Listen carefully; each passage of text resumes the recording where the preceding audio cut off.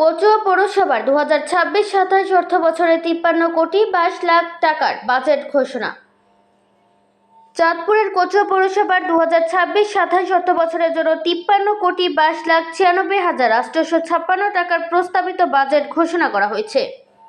সোমবার দুপুরে কচুয়া পৌরসভার হল রুমে আয়োজিত এই অনুষ্ঠানে এ বাজেট ঘোষণা করেন পৌর প্রশাসক ও উপজেলা নির্বাহী কর্মকর্তা মাহমুদুল হাসান রাসেল। ঘোষিত বাজেট অনুযায়ী মোট আয় ধরা হয়েছে 53 কোটি 22 লাখ 96,856 টাকা। এর মধ্যে রাজস্ব খাতে আয় 8 কোটি 33 লাখ 67,009 টাকা, উন্নয়ন খাতে 44 কোটি 89 লাখ 29,847 টাকা এবং প্রারম্ভিক স্থিতি 20 লাখ 36,009 টাকা। অন্যদিকে মোট ব্যয় ধরা হয়েছে 51 কোটি 23 লাখ 31,000 টাকা। উন্নয়ন বাজেট উদ্ধৃত ধরা হয়েছে 1 কোটি 79 লাখ 29,847 টাকা। ফলে নতুন অর্থ বছরে 20 লাখ 36,009 টাকা উদ্ধৃত থাকবে বলে বাজেটে উল্লেখ করা হয়েছে।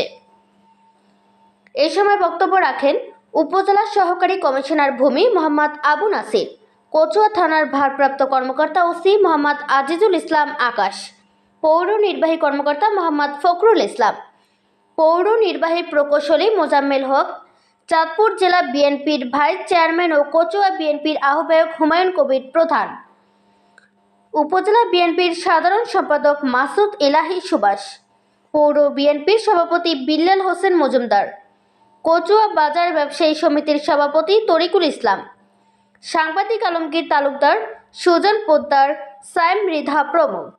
এ সময় উপস্থিত ছিলেন উপজেলা প্রাথমিক শিক্ষা কর্মকর্তা শাহিনা আক্তার, উপজেলা সমাজসেবা কর্মকর্তা নাহিদুল ইসলাম, উপজেলা এলজিডি কর্মকর্তা প্রকৌশলী আব্দুল আলিম লিটন, পৌর উপসহকারী প্রকৌশলী মোহাম্মদ নুরুল ইসলাম, উপজেলা যুবদলের সাধারণ সম্পাদক হাবিবুল নবী সুমন, কচুয়া পৌরসভা কর্মকর্তা ও কর্মচারী অ্যাসোসিয়েশনের সাধারণ সম্পাদক নাসির আলম নসু সহ বিভিন্ন সরকারি দপ্তরের কর্মকর্তা কর্মচারী, রাজনৈতিক নেতৃবৃন্দ, ব্যবসায়ী প্রতিনিধি এবং গণমাধ্যম কর্মীরা বাস্তবায়ন করি।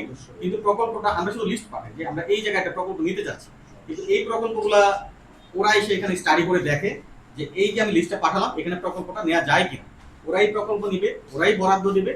আবার আমরা যখন বিল দিব, বিলটা আমরা দিয়ে থাকি, বাট আমরা যখন বিলটা দিব তখন ওরা এসে এখানে আবার ইন্সপেকশন করে যে এই যে আমি এই বিলটা যে চাচ্ছি ঠিকাদার, এই বিলটা কি আমরা দিব কি। ওনারা এসে যাচাই বাছাই করে যদি সব ওকে থাকে তখন আমরা বিল দিয়ে থাকি। এটা হচ্ছে উন্নয়নের কাজ। উন্নয়নের বেশ কিছু প্রকল্প আমাদের এখানে আছে, যেমন নগরের গুরুত্বপূর্ণ অবকাঠামো নির্মাণ একটা প্রকল্প আছে, আমাদের কুয়েট প্রকল্প আছে, আমাদের কোভিড-19 প্রকল্প আছে। এভাবে বেশ কিছু প্রকল্প কিন্তু আমাদের আছে এবং আমাদের এখানে মোটামুটি রাজস্ব থেকে উন্নয়নের বরাদ্দটাই বেশি থাকে। ঠিক আছে, উন্নয়নের বরাদ্দ বেশি থাকে, তো এই উন্নয়নের কাজ দিয়ে আমরা উন্নয়নমূলক কাজগুলোই করে থাকি। তো সেটাও আমরা গত বছর কি কি উন্নয়নমূলক কাজ আমরা করেছি বা কি কি আমাদের পেন্ডিং আছে এবং সামনের বছর আমরা কি কি উন্নয়ন কাজ আমরা করতে যাচ্ছি, এই বিষয়গুলো কিন্তু সব আমাদের এই বাজেটের মাধ্যমেই সবকিছু রিলেটেড। তো বাজেটটা খুবই ইম্পর্টেন্ট। তো আমি এবার চেষ্টা করেছি, আমি আসলে আমাদের বাজেটটা ঘোষণা হতে একটু দেরি হয়ে গেছে, কারণ হচ্ছে আমি চেষ্টা করছি আমাদের গতানুগতিক ভাবে মানে যে বসায় দিয়ে একটা বাজেট দিয়ে দেওয়া, এইভাবে না করার জন্য আমি একাধিকবার বাজেট নিয়ে বসেছি এবং বসে আমি বলেছি আমার স্টাফদের যে এখানে যে আপনি এত টাকা ধরেছেন, এই টাকা তো এখান থেকে কোনোভাবে আসবে। ধরেন আপনি গত বছর আপনি ট্যাক্সে পেলেন 12 লাখ টাকা, আপনি যদি বাজেটে ধরেন এবার যে আমি 30 লাখ টাকা আপনি কর পাবেন, এটা কি সম্ভব? এটা কি হবে? কিন্তু আপনি যখন এটা দেখাবেন এখানে, তখন মনে হবে যে অনেক টাকা তো আমাদের আসতেছে, তাহলে এই টাকা কোথায় যাচ্ছে, এটা ভুলভ্রান্তির সৃষ্টি হতে পারে। এই কারণে আমরা যতটুকু পেরেছি ততটুকু এটা আমরা একটু সংকোচন করার চেষ্টা করেছি এবং অ্যাকুরেট করার চেষ্টা আমরা করেছি। এখন যাই হোক, যতটুকু পেরেছি ততটুকু আমরা করেছি। তারপরে আপনারা আছেন, আপনারা পরামর্শ দিবেন এবং সেই পরামর্শ অনুযায়ী আমি মনে করি যে সবাইকে নিয়ে কাজ করলে বিষয়টা খুব সুন্দর হবে।